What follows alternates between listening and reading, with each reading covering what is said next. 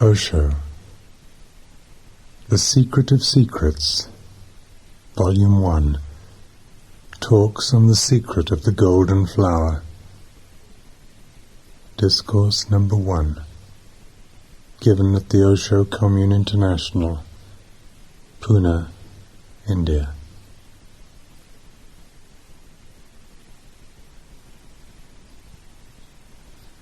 Bhagwan, Master Lutzu said, that which exists through itself is called the way, Tao.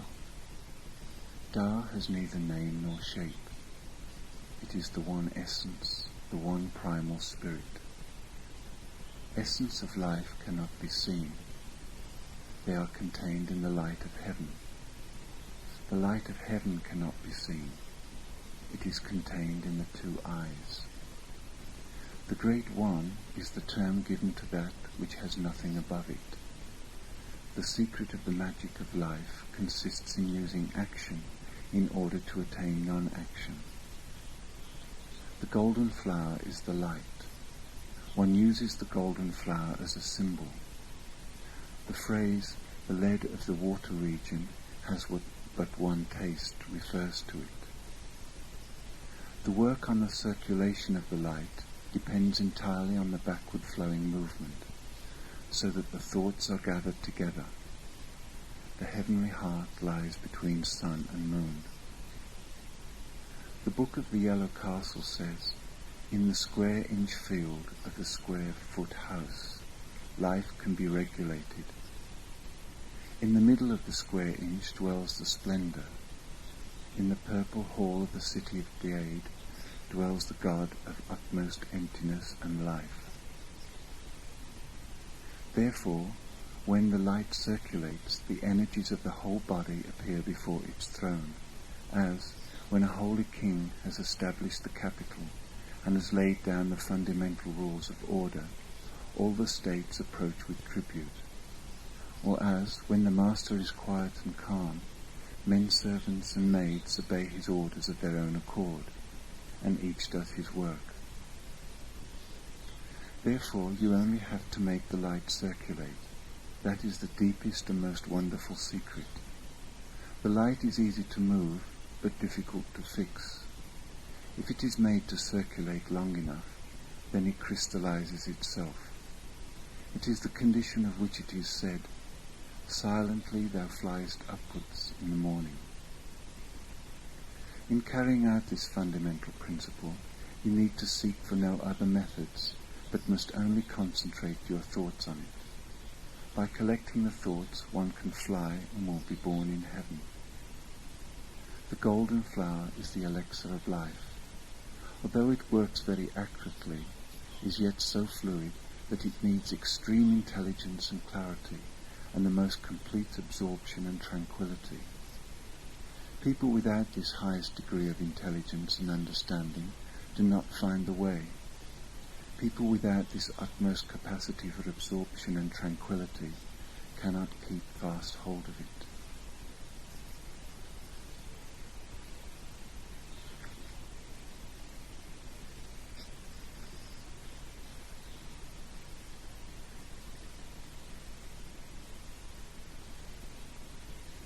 A parable. Once there was a very rich magician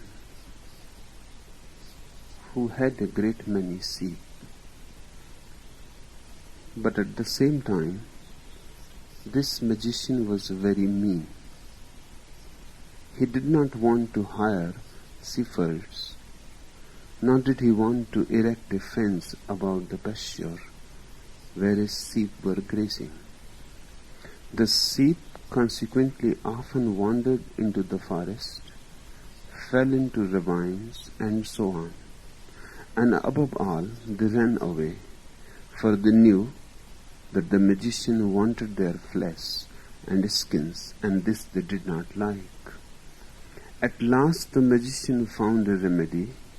He hypnotized his sheep and suggested to them, first of all, that they were immortal, and that no harm was being done to them when they were skinned. that on the contrary, it would be very good for them and even pleasant. Secondly, he suggested that the magician was a good master who loved his flock so much that he was ready to do anything in the world for them. And in the third place, he suggested to them that if anything at all were going to happen to them, it was not going to happen just then, at any rate not that day, and therefore they had no need to think about it. Further, the magician suggested to his sheep that they were not sheep at all. To some of them he suggested that they were lions, to others that they were eagles, to others that they were men, and to others that they were magicians. And after this all, his cares and worries about the sheep came to an end. They never ran away again, but quietly awaited the time when the magician would require their flesh and their skins. George Gurdjieff loved this parable very much. His whole philosophy is contained in this small parable. And this parable represents man in the ordinary state of unconsciousness. It is one of the most beautiful illustrations of man as he is. Man is a machine. Man is not born to be a machine, but man lives like a machine and dies like a machine. Man has the seed of a great flowering of consciousness. Man has the possibility to become God, but that doesn't happen. It does not happen because man has been hypnotized by the society, by the state, by the organized church, by the vested interests. The society needs slaves, and man can remain a slave only if he is not allowed to grow into his uttermost flowering. The society needs your flesh and your skins, and naturally nobody likes it. Hence the whole process of socialization, of civilization, is nothing but a deep hypnosis. Man is being hypnotized from the very moment he is born. He is being hypnotized that the society exists in his favor, for his good. That is utterly wrong. He is being hypnotized that he is immortal. He is not. He can be, but he is not. And if the hypnosis persists, he will never be immortal. You live only as a mortal being, because you live in the body. The body is going to die. That which is born is bound to die. Birth is the beginning of the body, and death the end. Do you know anything more than the body in you? Have you experienced anything higher than the body? Deeper than the body? Have you seen anything in you which was even before you were born? If you have seen that, then you are immortal. If you know your face, original face, the face that you had before you were born, then you know you will be there after death too. Otherwise not. Man can be an immortal, but man lives surrounded by death, because man lives identified with the body. The society does not allow you to know more than the body. The society is interested only in your body. Your body can be put to use. Your soul is dangerous. A man of soul is always dangerous, because a man of soul is a free man. He cannot be reduced to slavery. A man who has an immortal soul in him has a deeper commitment to existence itself, to God himself. He does not care a bit about the man-made structures of society, civilization and culture. These are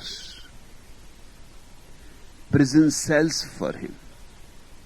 He does not exist as a Christian or a Hindu or a Mohammedan. He cannot be part of a crowd. He exists as an individual. The body is part of a crowd. Your soul is not. Your soul is deeply individual. Its flavor is that of freedom. But your soul cannot be put to any use in the marketplace. The society needs only your body. And it is very dangerous for the society if you start striving for the soul, because then your interest changes. You turn from being an extrovert into an introvert. You start moving inwards. The society is outside. The society wants you to remain an extrovert, interested in money, power, prestige and all that, so that your energy goes on moving outwards.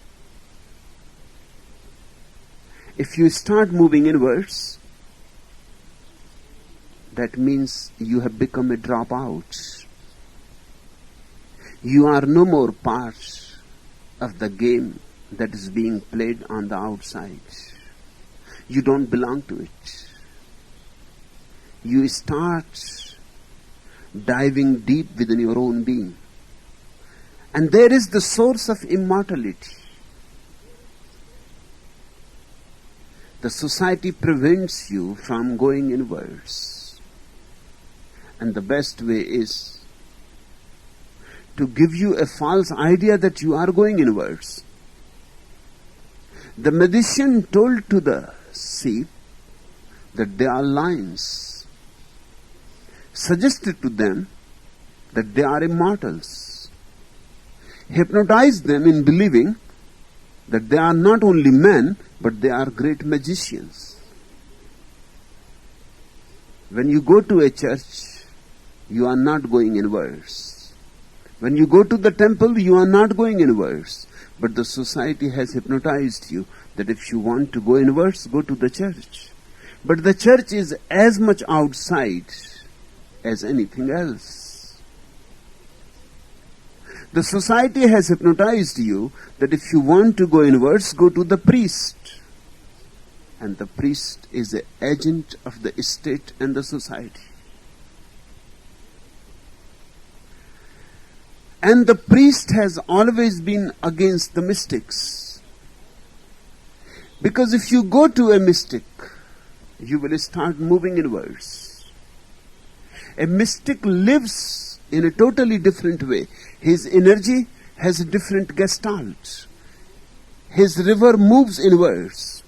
So one who comes to a mystic, falls in tune with the mystic, will start moving inwards, naturally, simply, spontaneously. That is the whole purpose of being with a master, with a mystic. This book, The Secret of the Golden Flowers, is one of the most esoteric treatises in the world.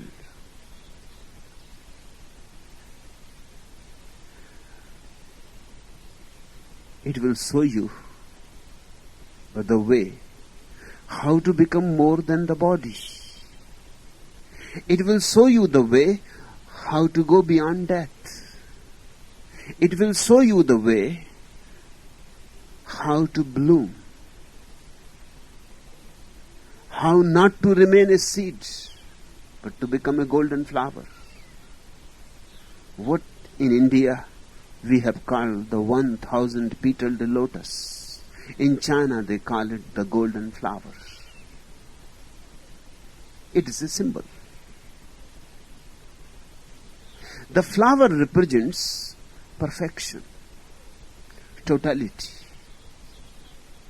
The flower represents uttermost expression of the potential, actualization of the potential.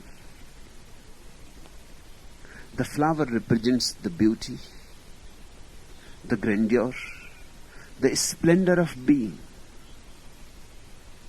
And unless you have become 1,000-petaled lotus or a golden flower, remember, you have to go long. Remember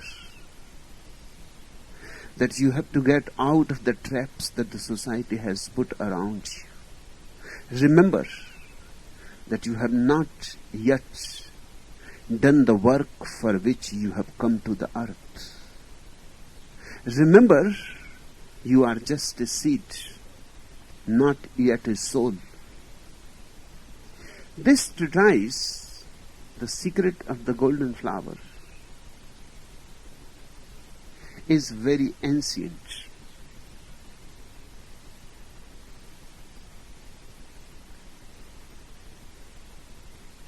Possibly one of the most ancient treatises in the world. Certainly 25 centuries old, but the possibility is that it is older than that. But 25 centuries can be traced back very easily.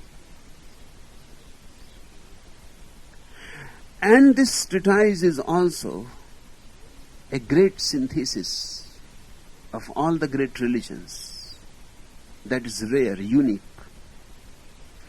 The Bible belongs to the Christians. The Talmud belongs to the Jews. Vedas belong to the Hindus. Dhammapada to the Buddhists. Tao Te King to the Taoists. But this small book, The Secret of the Golden Flower, belongs to no one in particular, or belongs to all.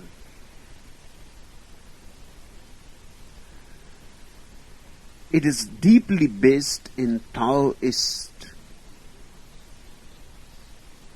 teachings. It is a flowering of Taoist approach to life and existence. But it is not only that. Zarathustra has played a role.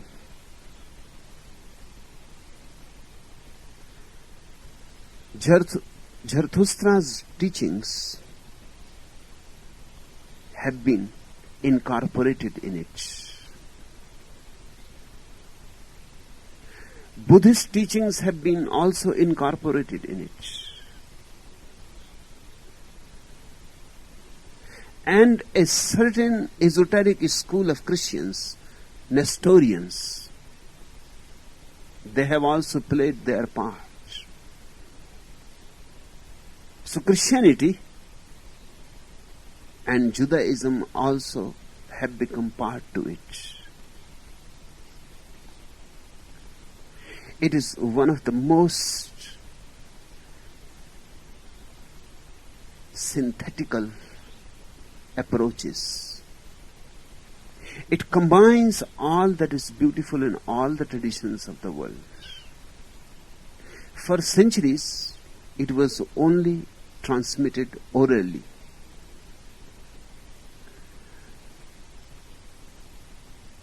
And the book remained esoteric. It was not available to the public. Because it has something very secret to teach. It was available only to the disciples. The master will tell it to the disciple only when the time was ripe. Because it gives you such a potential secret that if you don't understand rightly, if you do something wrong with it, there are bound to be harmful effects of it. It has to be understood rightly, and it has to be worked only in the presence of a master. It is powerful method. It is as powerful as atomic energy is. Now the secrets of atomic energy are kept hidden from the public. Once they start leaking out to the public, there is going to be great danger. If people can manufacture privately atom bombs, there is bound to be great chaos. Great secrecy is maintained about atomic research. Exactly in the same way, this book teaches you one of the most potential methods of inner explosion. For centuries, the secrets were guarded, only given to the disciples in privacy, in intimacy. And the people who followed this particular esoteric school resisted all temptations to write the book.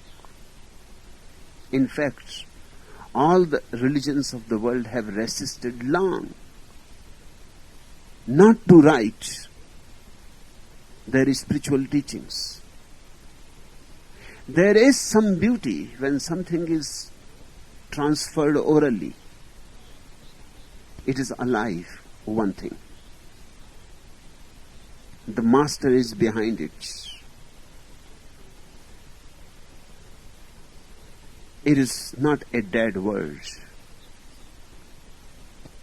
The word has soul, wings. The experience of the master supports it. The master is a witness to it.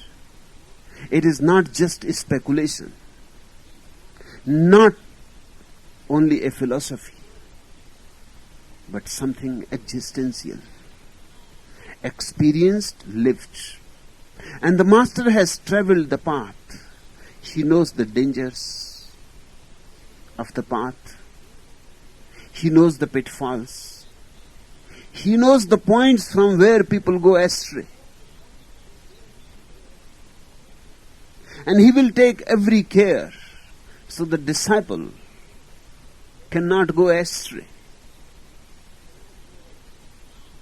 The closer you come to the truth, more is the possibility of going astray. Because the closer you come to the truth, you can become very egoistic. That now I know. That now I am. And if the ego exploits the situation, you will fall back to your old dark valley.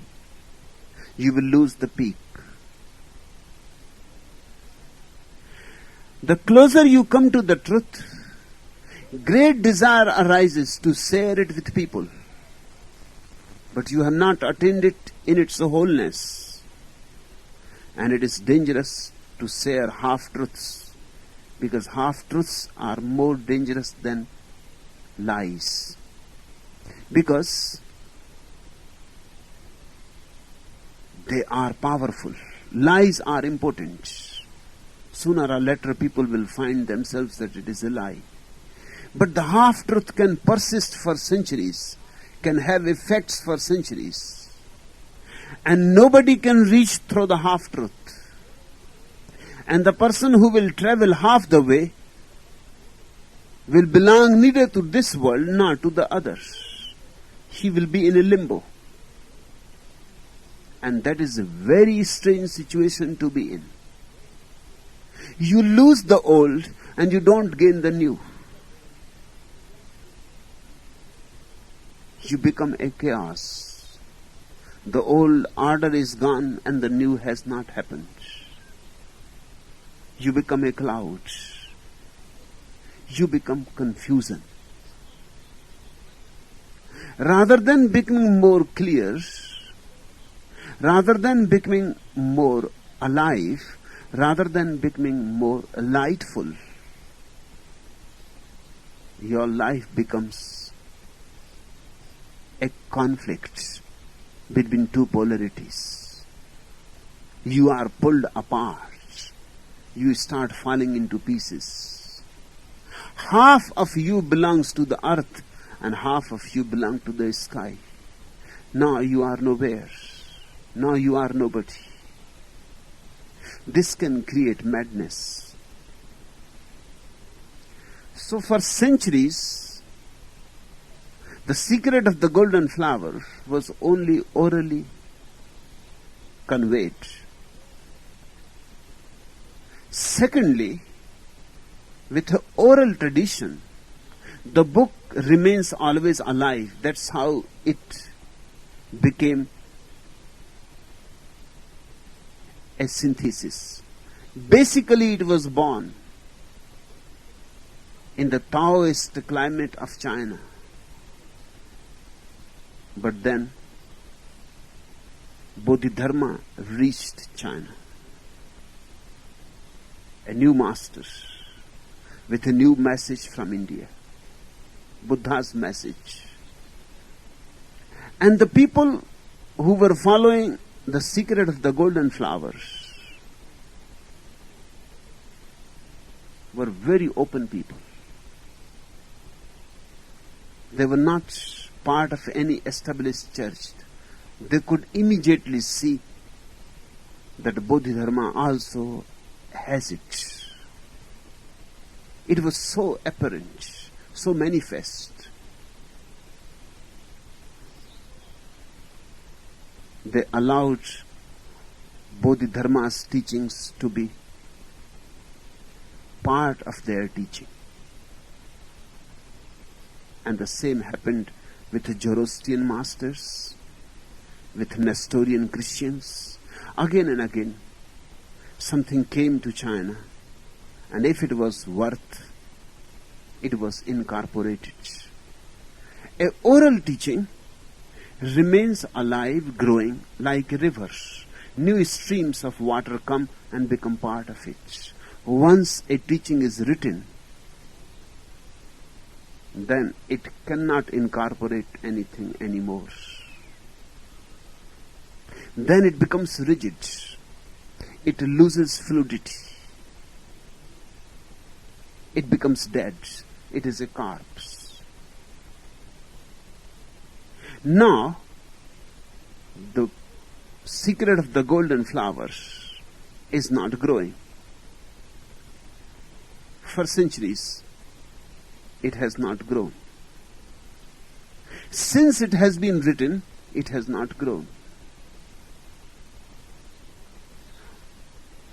Why? I have chosen to speak on it, so that it can still grow. It is such a beautiful message to the world. It should not die. I would like to revive it. And now, I can talk to people who are disciples, who have come to me, and who are ready to die, to be reborn, who are ready to die for flowering. The seed has to die. Only then it can grow. The seed has to disappear. Only then the tree can happen.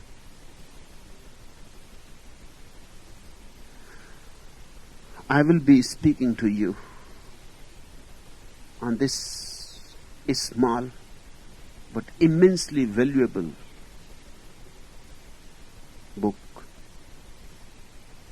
so that the book can become again alive. It can become alive between me and you. It can again start flowing. And it has something of immense importance. If you understand it and if you practice it, you will be enriched.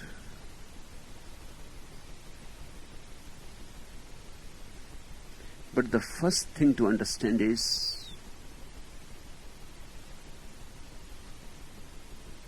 remember that you have been hypnotized, and you have to go through a de-hypnotizing process. Remember that you have been conditioned, and you have to be unconditioned.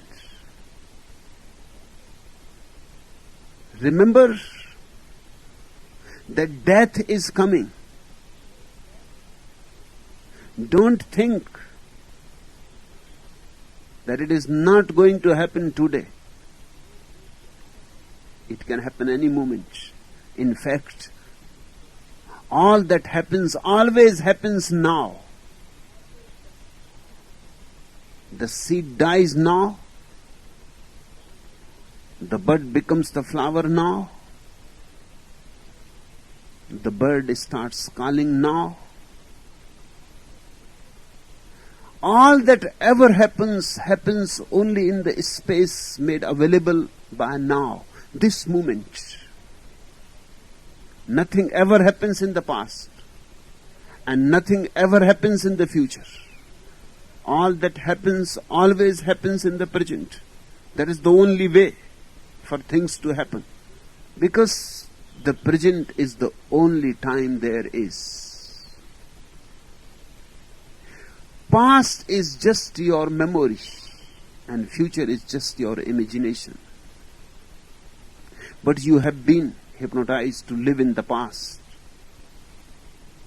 and you have been hypnotized to live in the future. Choose either past or future, but no society allows you to live in the present.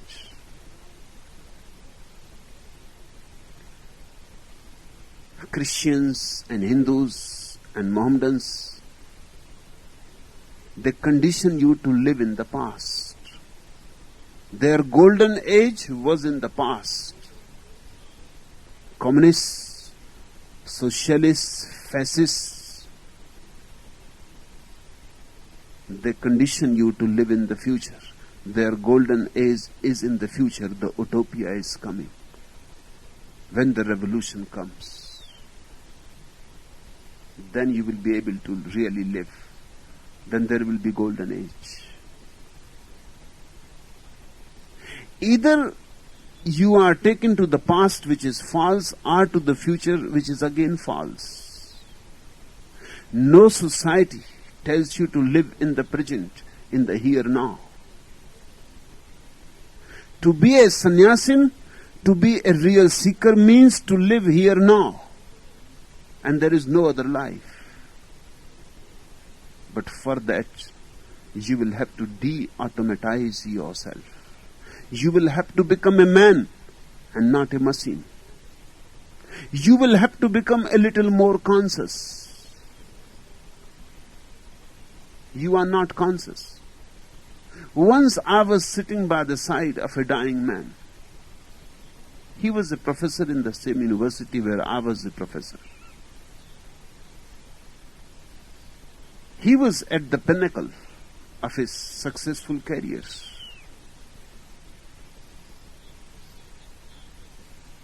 And then came the heart attack, which always comes when you are at the pinnacle. Success is always followed by a heart attack.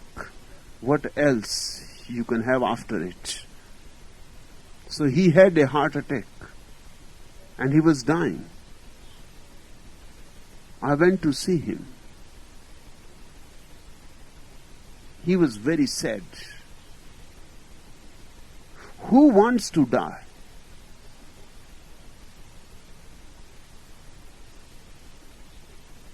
And he was in great despair and anguish. I told him, you need not worry. You are not going to die. He said, what are you saying? But all the doctors say that there is no possibility of my survival. On what grounds you are saying that I am not going to die? I said, you cannot die in the first place because you never lived. You have not fulfilled the first requirement to die. For these 55 years, you have been sleepwalking. You have dreamt. You have not lived. I have watched you for years. He was shocked. He was angry, so angry that for a moment he forgot all about death. His eyes were aflame with anger. And he said, is this the way to treat a dying man? Can't you be a little courteous? Why are you so hard on me? I am dying. And you are talking such great philosophy that you never lived. Is this the time to talk such things? I listened silently. I just became absolutely silent. Then the rage disappears and he starts crying. And great tears came to his eyes.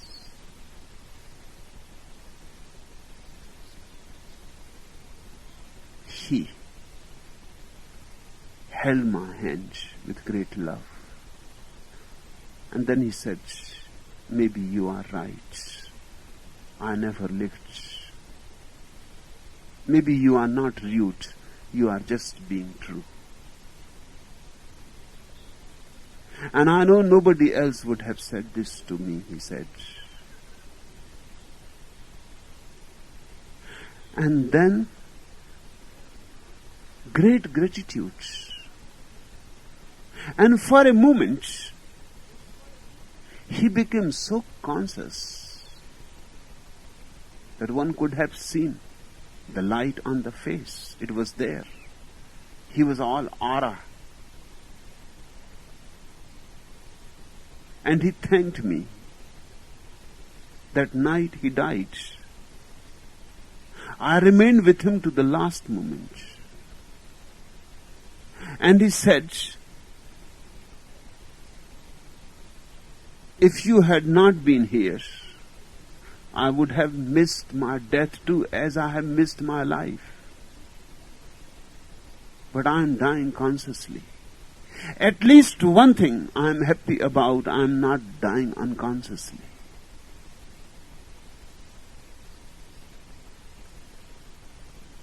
And his death was beautiful. He died without any regrets. He died in a relaxed way. He died almost with a welcoming heart. He died full of gratitude. He died prayerfully.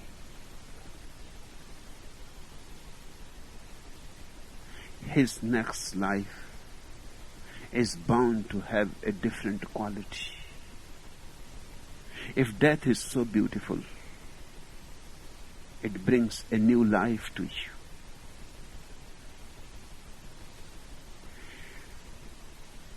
But one has to live each moment, whether it is of life, of love, of anger, of death, whatsoever it is. One has to live each moment as consciously as possible. A peasant, carried away by his imagination, found himself in a vegetable garden stealing cucumbers. I will carry off this sack of cucumbers, he thought, and with the money I get for them, I will buy a hen. The hen will lay eggs, she will sit on them and hatch a brood of chicks, and I will feed the chicks till they grow. Then I will sell them and buy a suckling pig. I will feed the suckling pig till it grows into a sow. I will breed her, and she will have a litter of pigs, and I will sell them. With the money I get for the fowls, I will buy a house with a garden. I will plant cucumbers in the garden, and I won't let anyone steal them. I will keep guard over them. I will hire a strong watchman, and from time to time I will go out to the garden and shout, "Hey, you, take care." The peasant was so carried away by his thought that he shouted at the top of his voice. The watchman heard him and came running. He caught the peasant and gave him a good thrashing. But this is how man lives, in dreams, in imaginations, in projections. This is how you live. And this is not the way to live this beautiful, tremendously valuable life. This is sheer wastage. You have to become more attentive to the moment, to the present. You have to gather your consciousness. Consciousness is your treasure. And all the methods that have been invented, devised down the centuries are nothing but how to create more consciousness in you, how to create more fire in you, how to make your life a passionate affair, a flame. People are living dull lives. People are living absent-mindedly. People are living inattentively. How can you live with so much inattention around you? Inattention is darkness. Attention is light. And this treatise will teach you how to create more light in you. So one day, the golden flower.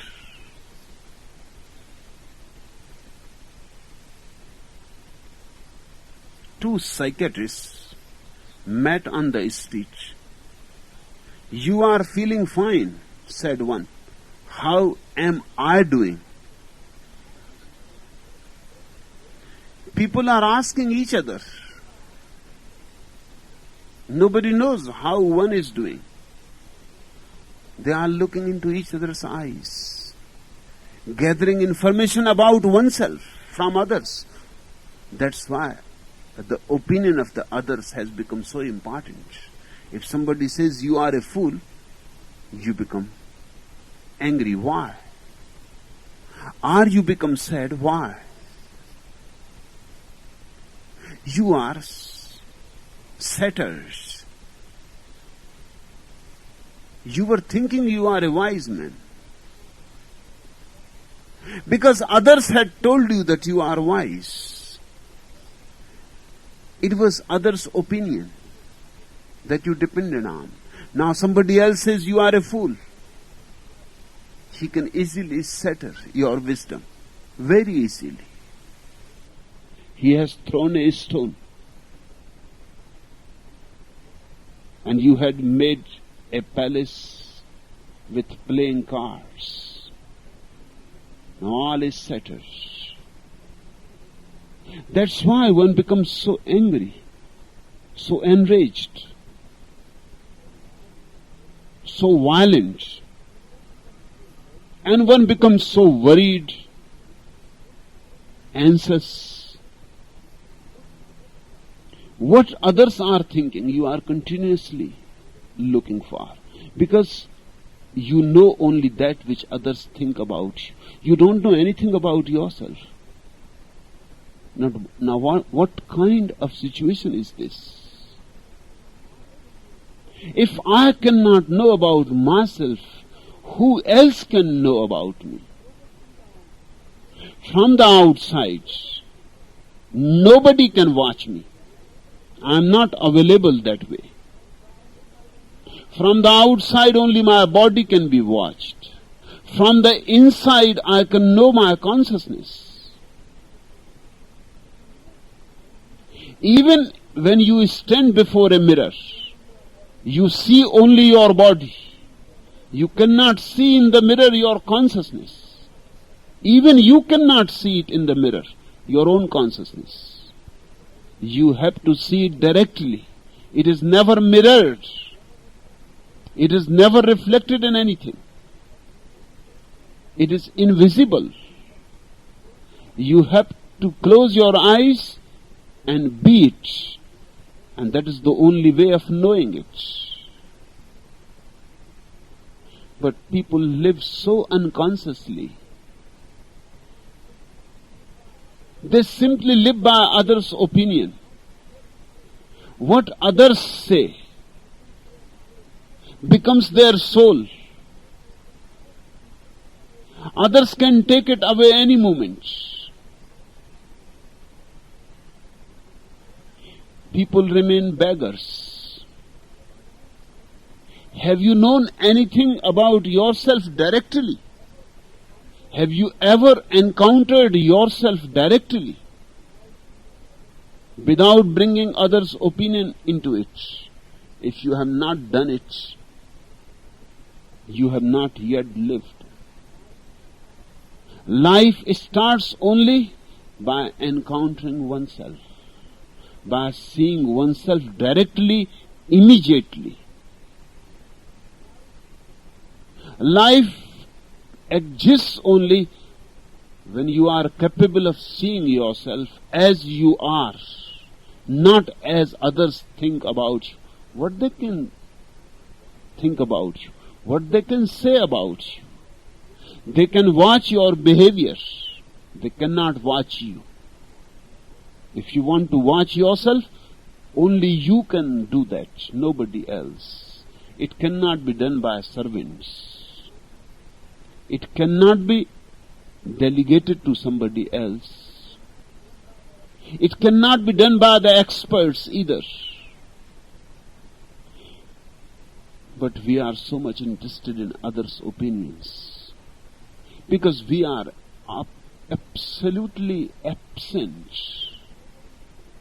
There is nobody inside awake, deep asleep. We are snoring inside.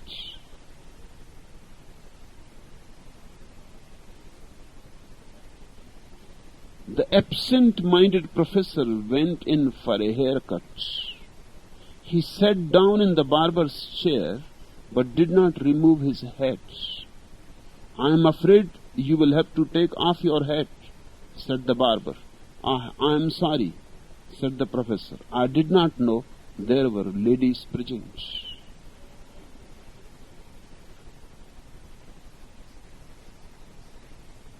Watch your own absent-mindedness. Watching it will create attentiveness in you.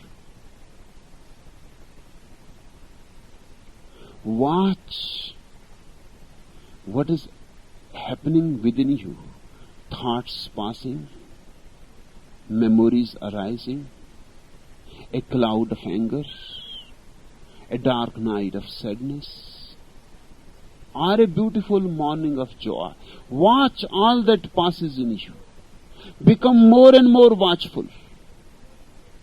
Slowly, slowly, you will become an integrated watchfulness. And the method taught by the secret of the golden flower is how to become integrated in your inner light. This is the story of this book before we enter into the sutras. The book comes from an esoteric circle in China. The founder of this esoteric circle is said to have been the well-known Taoist adept Lu En. Where did Lu En get this secret teaching? He himself attributes to Master Kuan Yin Hsi, for whom, according to tradition, Lao Tzu wrote down his Tao Te Ching.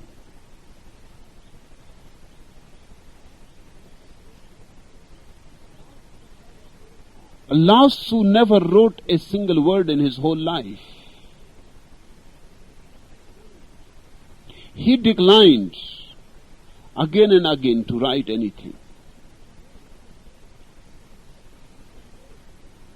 He conveyed to his disciples what he has come to know, but he was not ready to write. Because he said, the Tao which can be said is not the true Tao. The Tao which can be expressed is already falsified. It can be learnt only in intimate contact with the Master. There is no other way of communicating it. It can only be learnt into a deep communion, where the disciple and the Master meet, where the disciple holds nothing back, where the disciple and the Master overlap, where their consciousnesses merge into each other. Only in such a meeting communion, Tao can be conveyed. So he refused again and again. He lived a long life.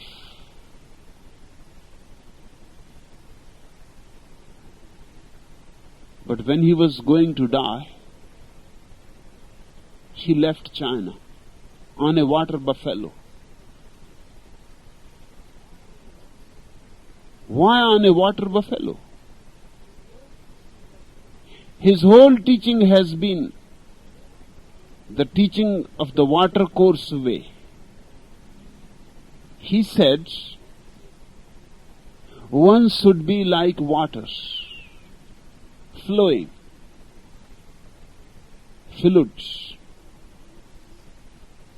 fresh, always moving towards the ocean. And one should be like water, soft, feminine, receptive, loving, non-violent. One should not be like a rock. The rock appears to be very strong, but is not, and water appears to be very weak but is not. Never be deceived by appearances. Finally, the water wins on the rock, and the rock is destroyed and becomes sand and is taken to the sea. The rock disappears finally against the soft water. The rock is masculine. It is the male mind, the aggressive mind. Water is feminine, soft, loving, not aggressive at all. But the non-aggressive wins. The water is always ready to surrender, but through surrender it conquers. That is the way of the woman. The woman always surrenders and conquers through it. And the man wants to conquer. And ultimate result is just a surrender and nothing else. Hence he had chosen a water buffalo to leave the country. Where he was going? He was going to the Himalayas to die into that eternal beauty. A real man knows how to live and knows how to die. A real man lives totally, dies totally. A real man lives in benediction and dies in benediction. He was going to absolute aloneness into the Himalayas. But he was caught on the borders. And the man who caught him on the borders is Master Kuan in Hasi. He was a guard. The last post of the Chinese border. Lao Tzu had to pass that post. There was no other way to get out of the country. And Kuan in Hasi persuaded him that you are going to die, that you are leaving the country forever, and soon you will be leaving the body. Please write just few words, and I won't allow you to get out of the land if you don't write it. This price you have to pay.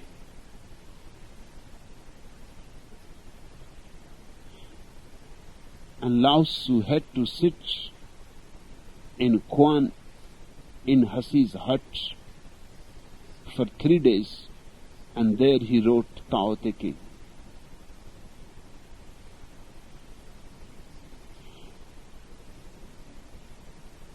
The tradition of the secret of the golden flower is said to have originated with Lu En. Lu En himself attributes it to Master Kuan in Hasi, for whom, according to tradition, Lao Tzu wrote down his Tao Te Ching. Kuan means the Han Kupas. Hence, he is called Master Kuan, that is, master of the Han Kupas.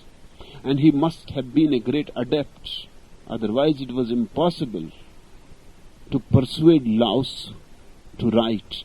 His whole life he has declined. He could not decline the invitation of this man. This man must have something that it was impossible even for Lao Tzu to say no.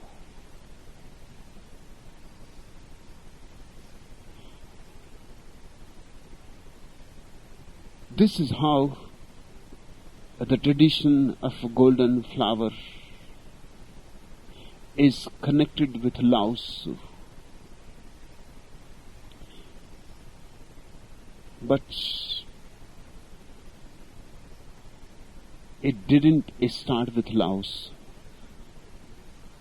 Lao Tzu himself says that whatsoever he is saying has been said before, again and again, down the centuries.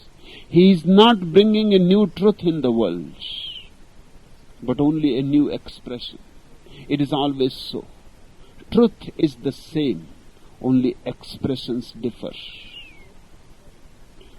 What Lao Tzu said is the same, what Krishna had said before him. What Krishna said is the same, what Buddha said later on. What Buddha has said is the same as Muhammad, as Jesus, as Zarathustra. Although their expressions are so different that you will need great intelligence to see to the very core. The structure is different, the language is different. Their ways of saying it are different, naturally, because they are different persons, different individuals with their own uniqueness. But truth is neither new nor old. And wherever truth is, it is eternal. This book, The Secret of the Golden Flower, is one of the eternal sources from where one can again become alive. One can again find the door to the divine.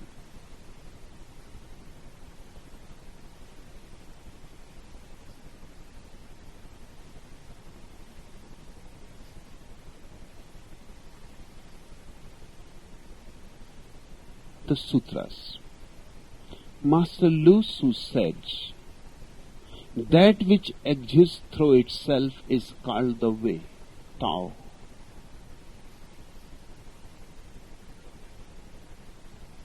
The word Tao essentially means the way. Nothing can be said about the goal.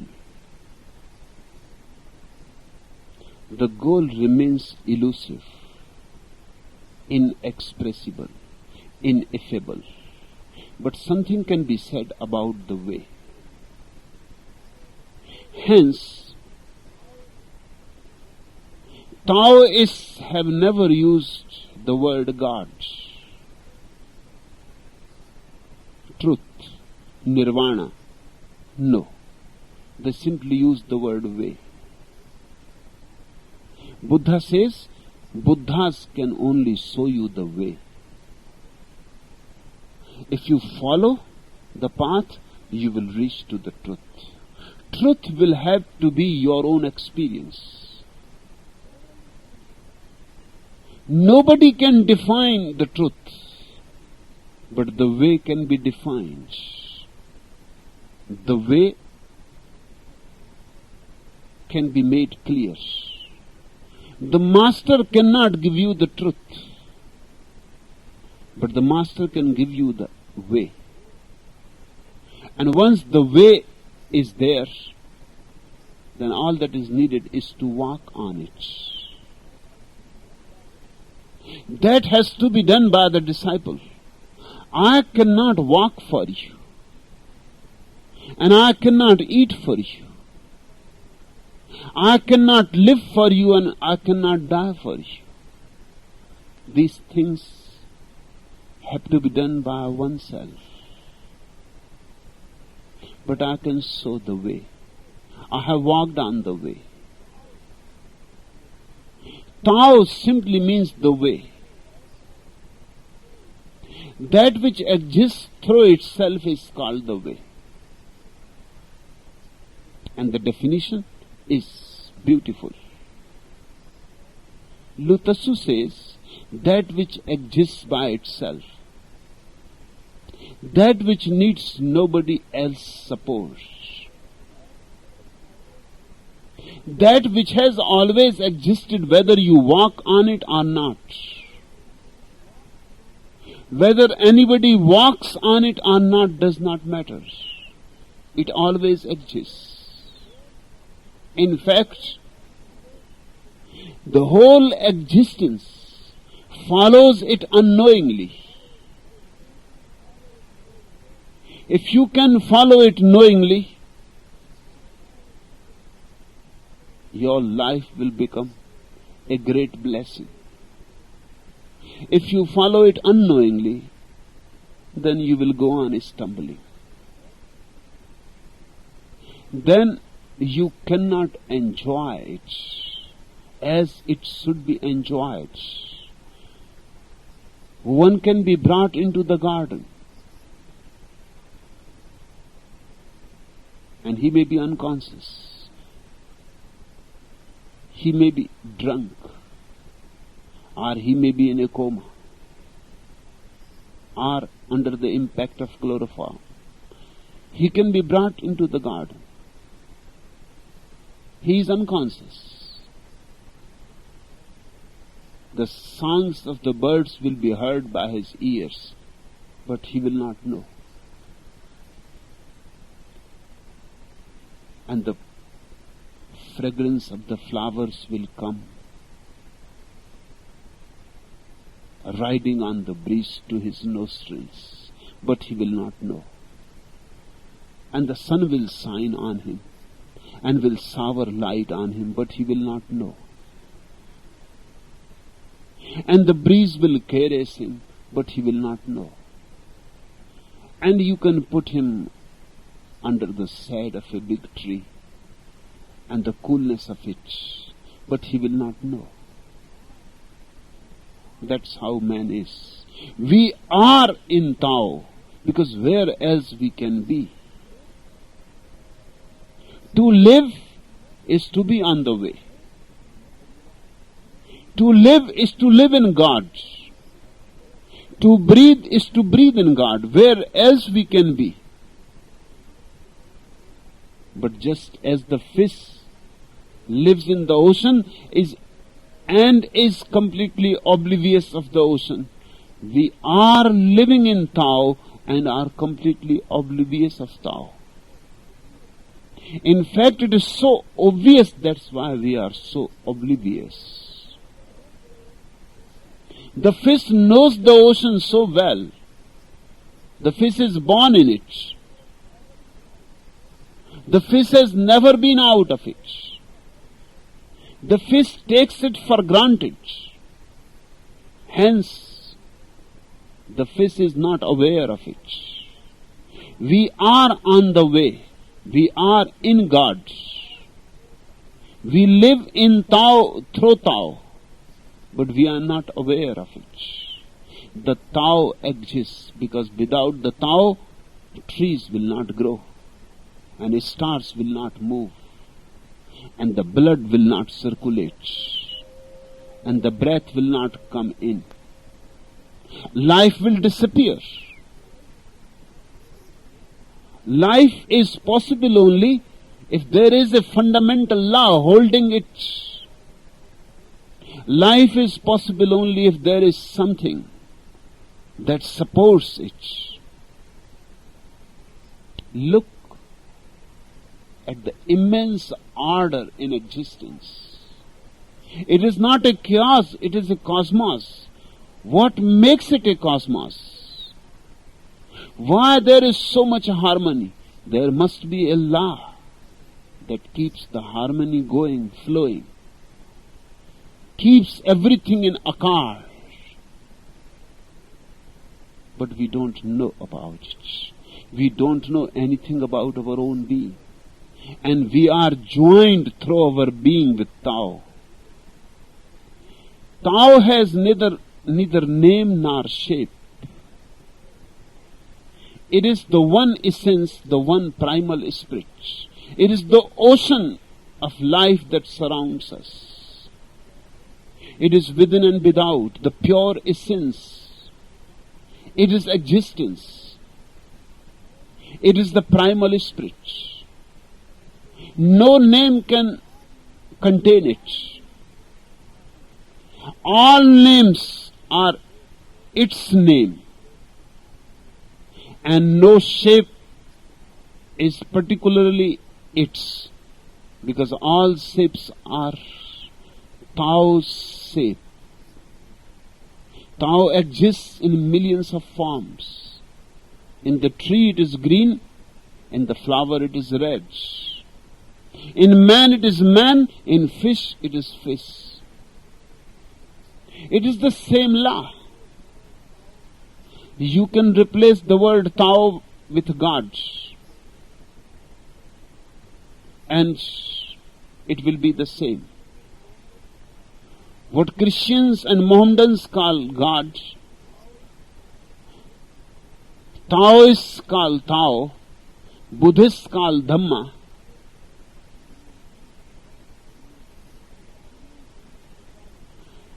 Jews used to call it Logos, but they mean the same thing. No name can contain it, or it can be expressed by any name. Essence and life cannot be seen. They are contained in the light of heaven. The light of heaven cannot be seen. It is contained in the two eyes. You can see the form. You can see the body.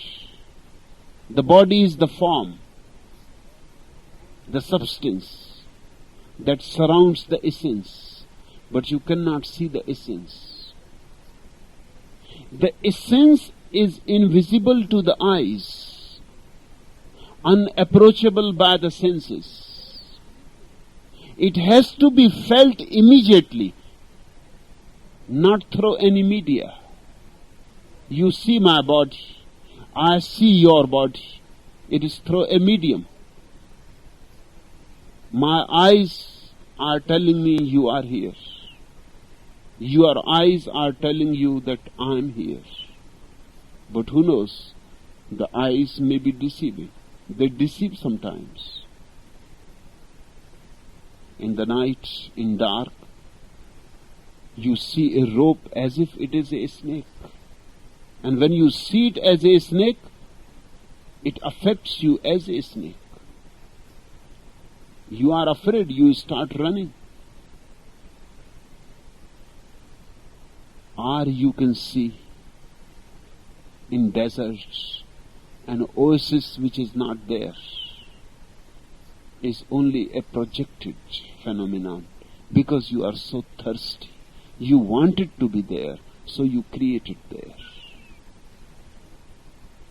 Eyes deceive many times, so who knows?